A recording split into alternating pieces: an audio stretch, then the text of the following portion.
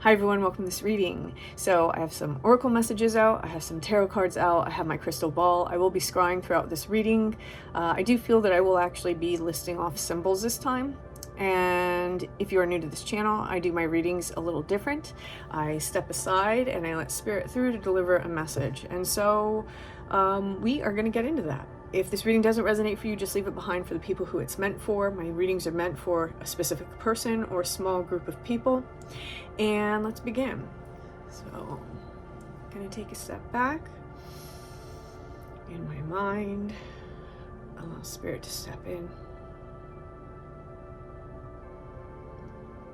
and receive the message. Okay. Ooh, opened. So this is a message for a super empath. Super empath.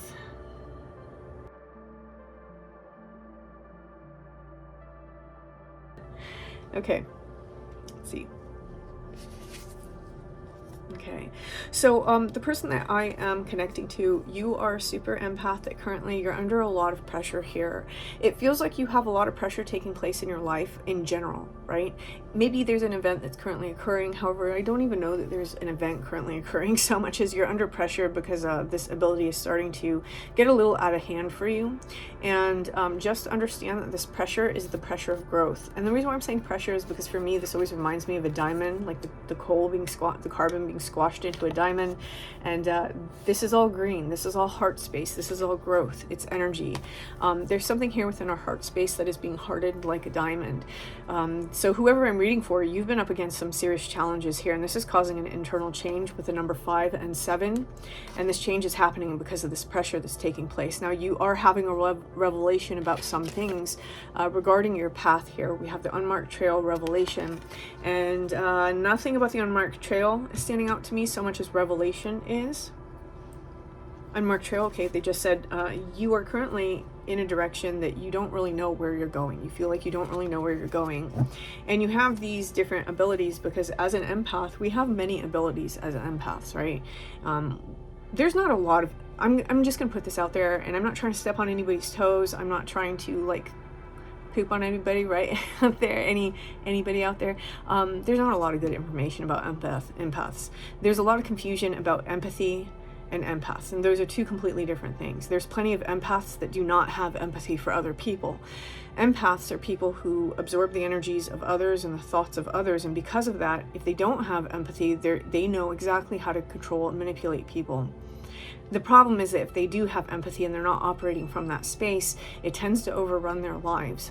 And so there's this need here for meditation, deep stillness, to kind of retreat into the darkness, close your eyes, unplug, get away from your cell phone, right? Cell phones are just so bad for your brain. They really are, and they're really bad for empaths. I can't stress that enough. Cell phones and all the waves and all the screens, there's a need to unplug. Maybe go out in nature, right? Just get some fresh air, be outside a little bit more, and you'll be very surprised how much that helps you. Now, I'm going to say something, and a lot of people aren't going to like this, and I'm not condemning anything, but I have to put it out there because for some of you, if you're an empath and you self-medicate by way of things like smoking, you know what I mean? I don't know if is it still illegal in some states? I don't know. I don't know if YouTube's going to flag me if I say it. So I'm going to leave it there. I'm going to leave it there. When you do those things, you know how you feel real hazy and stuff? That's your energy diffusing. Just like this. Just like this. And as an empath, your energy is already diffused. You don't have the natural barriers. And so just so you know, if this is something that you partake in regularly, even if your mind is numb to it, the energy is still coming to you. And so when your mind is no longer numb, your subconscious has to process all this information that's not even yours. So just be aware of that, right? That's something to be aware of. There's something here with the 1 and 1 where and you know, I go into this a lot. This seems to be a message that keeps coming up, right? And no wonder, like, you know, I'm very much about personal empowerment and all that stuff. You guys know that. But the one-in-one is about really focusing on the self and building yourself and building internally. When we're empaths, the thing is that we have really bad boundaries. And I'm getting from this so far, especially with this and the unmarked trail and the pressure and the hemming in, that somebody here is really focused on their boundaries. So whoever I'm reading for, you know that you need better boundaries. You don't really know how to go about doing that. Or maybe you're on the path to starting it, but you're having a hard time. You're going to have a hard time, right? You are programmed from a very early age, which is what causes the empathy, to placate or to make way for everyone else. The best way for an empath to develop more, right? I'll put it that way, to develop more, is to learn that it's okay to take up more space. Sometimes the biggest thing that an empath needs to hear is that you deserve to be here. You deserve to be here and you deserve to take up more space. So working on saying things like, I'm not happy about this, you know, this happened and I don't like it, can be very scary for an empath, because you're afraid of that reaction that a lot of people have, because a lot of people have toxic reactions to things, or they overreact to things. And if you're an empath, people are used to pushing you around, whether you realize it or not. The people around you are very used to being able to push you around. And so when you actually voice an opinion, if someone is very egocentric or operating out of their ego, or, you know, even operating out of their ego, because I was about to say operating out of a wounded place, but wounded people operate out of their ego a little bit more. And that's not to shame anybody or guilt anybody. It's just how it is. And if we're dealing with a lot of people around us that are wounded and we try to speak our truth, they will react, right? And so empaths tend to be very afraid of that. Empaths are also very afraid of finding out the truth about people. You may find that when you try to talk to people, the people that you trust become extremely manipulative in order to make you feel like you shouldn't have that space.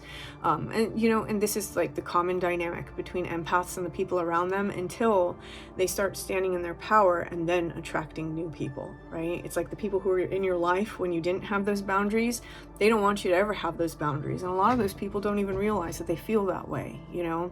So one thing that we deal with as well is we deal with these negative emotions. And, you know, I'm not going to say negative emotions. I'm going to say unpleasant emotions, right? Because emotions all have their place. And when we assign negativity or anything of that to them, in this context, it makes it seem like we should avoid them. And that's not the case at all. That's the exact opposite for an empath. We have to accept how we feel. And we have to accept that we have the space. We need to take up the space to convey those emotions. Because what happens? What winds up happening for empaths? We hold it in, right? We hold it in and nobody knows that we have a problem with anything. And then eventually we explode on people. We like have that eruptive sort of chaotic storm on people. And that's not a healthy place for us to be. That's not a healthy place for people to experience us, right? We don't want to do that to people, especially if you're an empath that has empathy. You don't want to do that to people. So this message seems to be about how to really focus on yourself, really focus on taking up space so that you don't have these problems in your life. Taking up space can look like many different things. It can look like, I'm going to take an example from last night. So if you're familiar with Myers-Briggs, last night I went to a show down in Dayton, Ohio. I know a lot of people really like my story times, and if you don't, I'm probably not your channel, because I do story time a lot. Last night I went to a show for a friend who was doing an event, brought a couple guys with me, and one of the guys is an INFJ, and I spotted it immediately. All the telltale signs. How do I know? I'm an INFJ.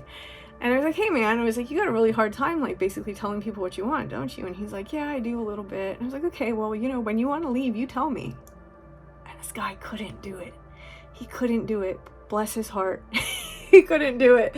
He was like kind of hem-hawing and kind of hinting, but you know, it's okay whenever you guys want to go. And I was like, we have one rule here. You have to tell me when you want to leave, because it's not my responsibility to figure out your crap for you. You know what I mean?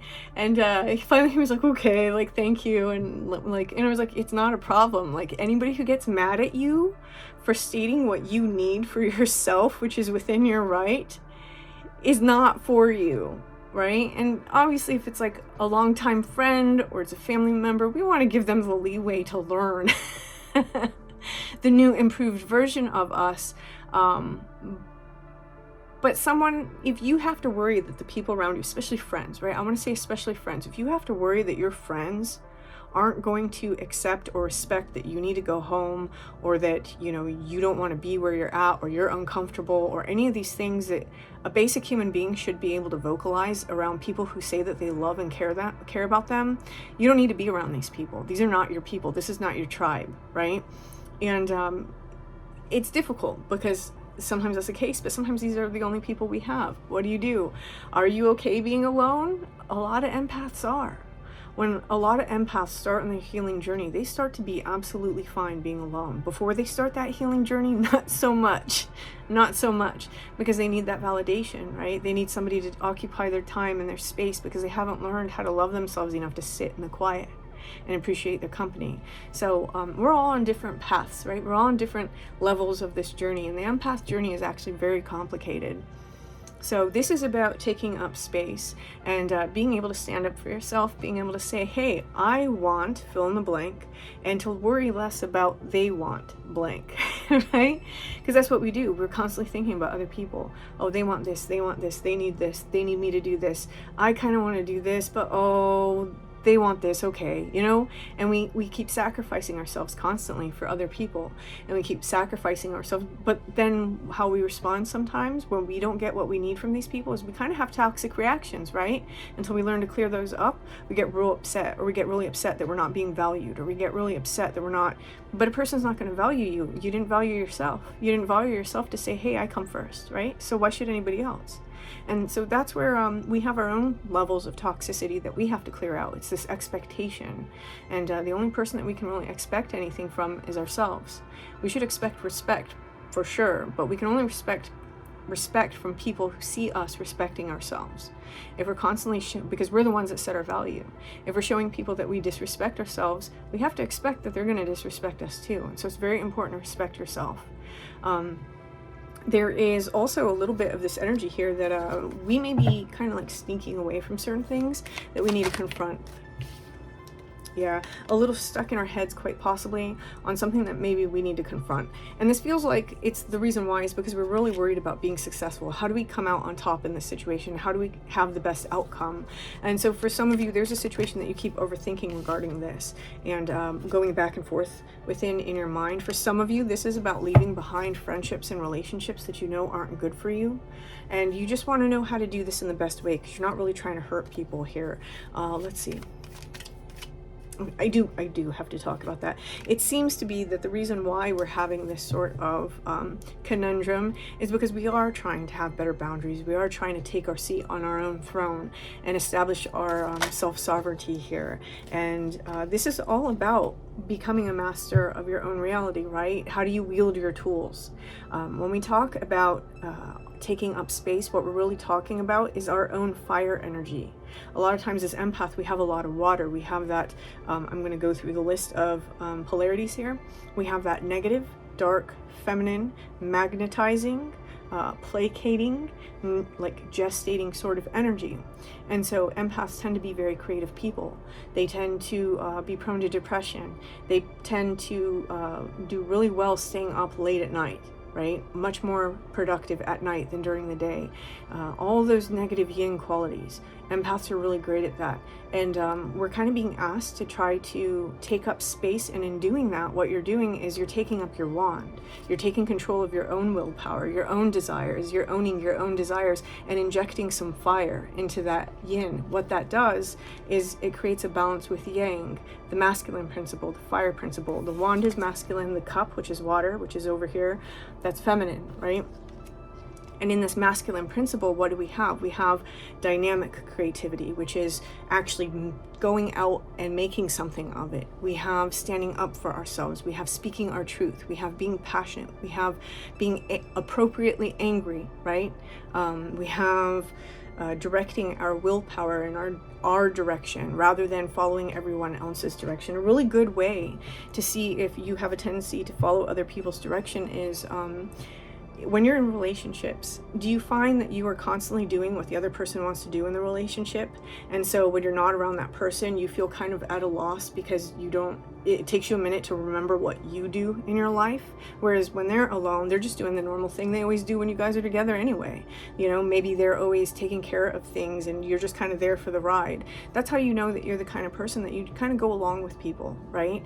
And empaths tend to do that. And so we really want to start doing our own practices and getting ourselves into relationships where sometimes we tell the other person, I'm doing this, you can come with me if you want. You know, rather than sacrificing the things that we need to do in our self-care, in our human life and everything for other people because we want to fit in there somewhere. People can come over here. People can come fit in with us, right?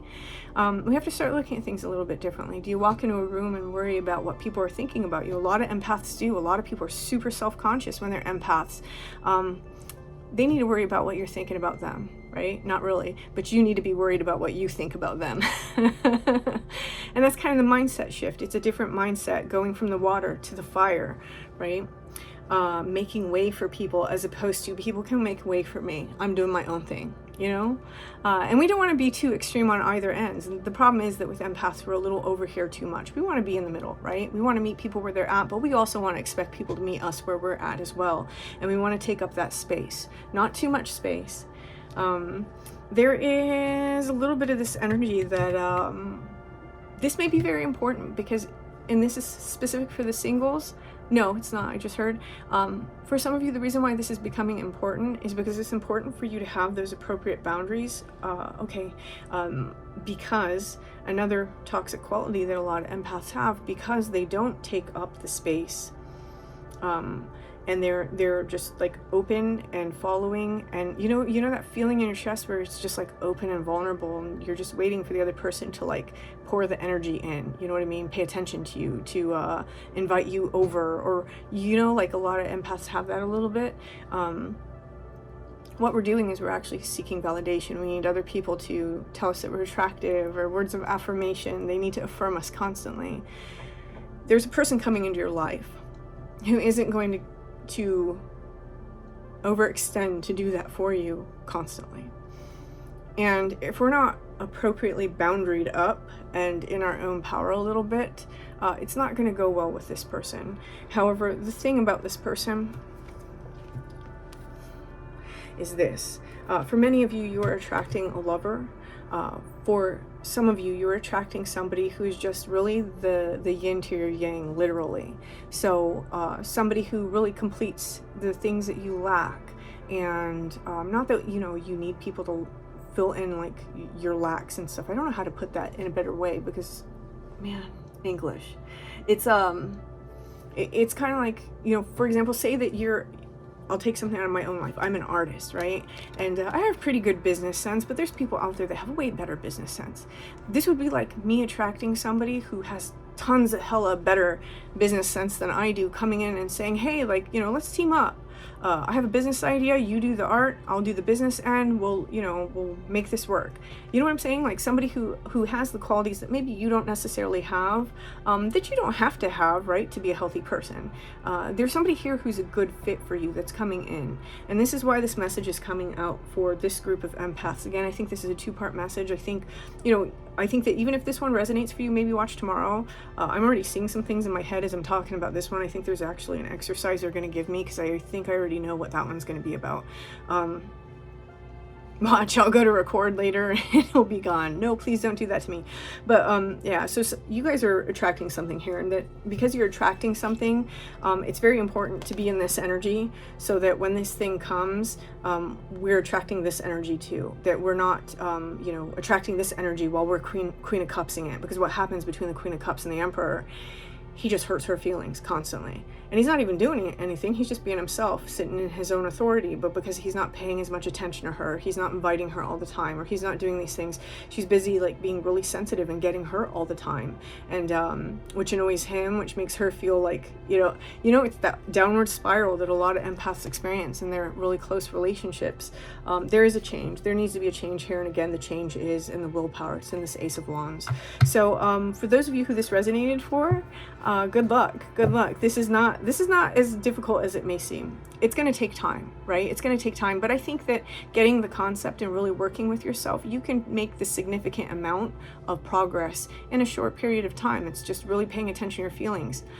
You know, how used to being uncomfortable are you? And just make the decision that I'm not going to be uncomfortable anymore. Like, I'm going to be me. And it's really a step towards authenticity, and that's a great first step. So if this resonated for you, please hit that like button. Feel free to leave me a comment. You guys are so helpful towards each other in the comment section. I love seeing that. I hope to see that for this video as well. And until next time.